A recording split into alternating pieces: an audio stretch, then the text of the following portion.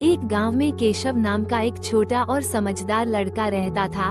वो बहुत मेहनती और सदा सच बोलने वाला था। अपने 8 भाइयों में वो सबसे छोटा था।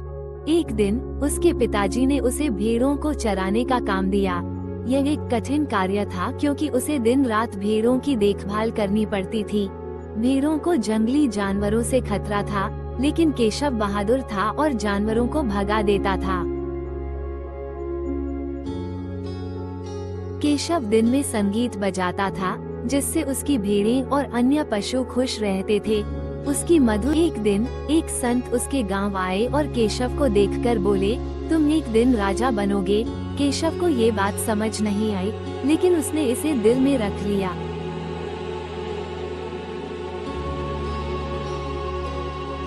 अचानक पड़ोसी देश ने उनके देश पर हमला कर दिया।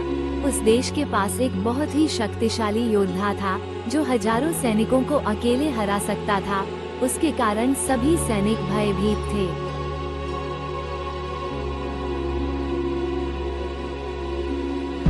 जब केशव सेना के शिविर में भोजन देने गया, तो उसने सैनिकों को भयभीत देखा। उसने निडर होकर कहा, मैं इस योद्धा से लड़ूंगा। उसने भारी सैनिक पोशाक पहनने की कोशिश की, लेकिन वो उसे संभाल नहीं सका। तब उसने अपने तरीके से लड़ने का निश्चय किया। केशव ने गुलेल बनाई और कई पत्थर इकट्ठे किए। उसने अपनी गुलेल से शक्तिशाली योद्धा पर जोर जोर से वार करना शुरू कर दिया। लगातार पत्थर लगने से वो विशाल योद्धा जमीन पर गिर पड़ा और घायल हो गया। केशव की बहादुरी देखकर सभी बहुत खुश हुए। उसकी चतुराई और साहस के कारण उसे राजा बना दिया गया।